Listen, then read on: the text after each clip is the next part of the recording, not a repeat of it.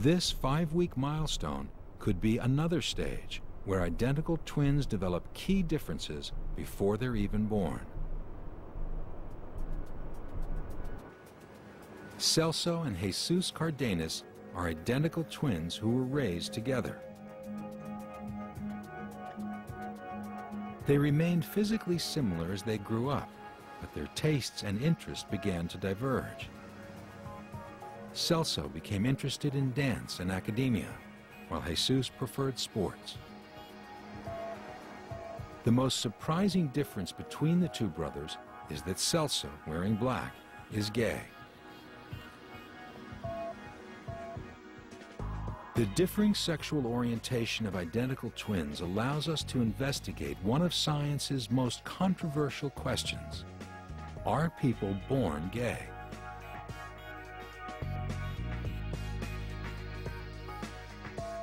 Celso and Jesus were raised by the same parents in the same household, so they shared the same environment at a crucial time in their personal development.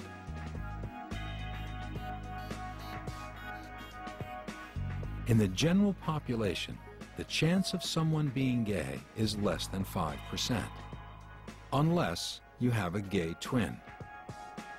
Then the chances are much higher. If you are fraternal, sharing half your genes, there's nearly a 25% chance that you will also be gay. If you are identical, sharing all your genes, there's about a 50% chance you will also be gay.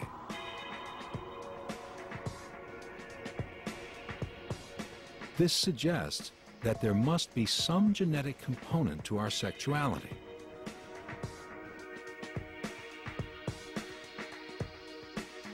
But it can't all be up to genes.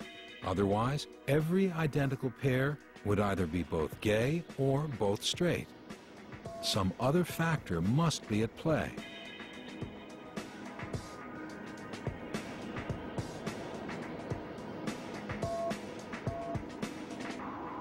In their first few weeks, all fetuses develop along similar lines. If nothing changed, each one of us would be born female. Fetuses with the male Y chromosome will form testes at about week 6 that produce the hormone testosterone. But at about the 8th week, the testosterone is released and may affect early brain development.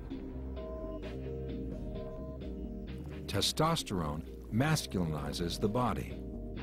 It also masculinizes the brain, including the hypothalamus, which partially controls who we find sexually attractive.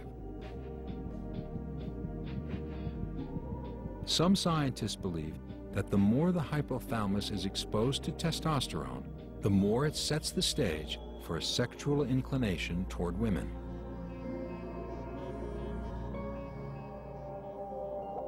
Occasionally, a male fetus doesn't produce sufficient testosterone, or its brain doesn't absorb enough to shape it along heterosexual lines.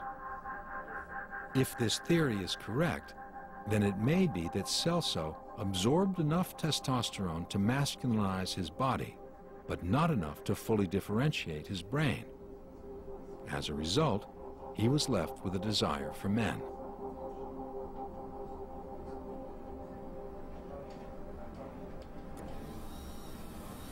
Many mysteries remain, but twins like Celso and Jesus play a crucial role in informing scientists about how and when sexuality develops. Epigenetics reveals that even if their DNA code is the same, the way it functions can differ.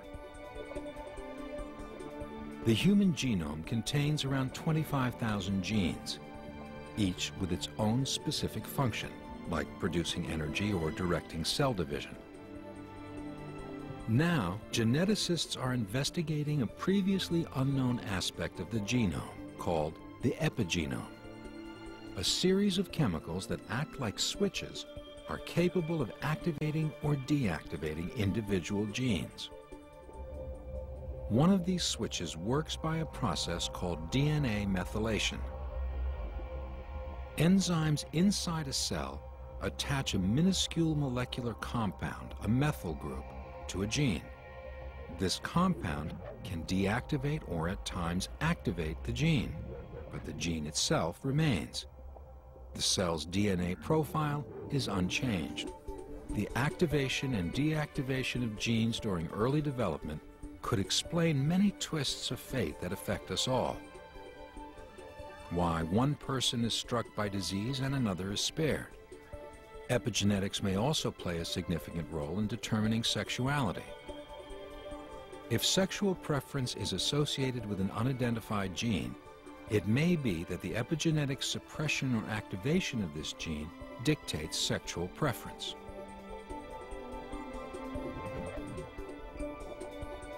These genetic switches may be the answer to why one twin absorbs more testosterone than the other, resulting in one being gay and the other straight.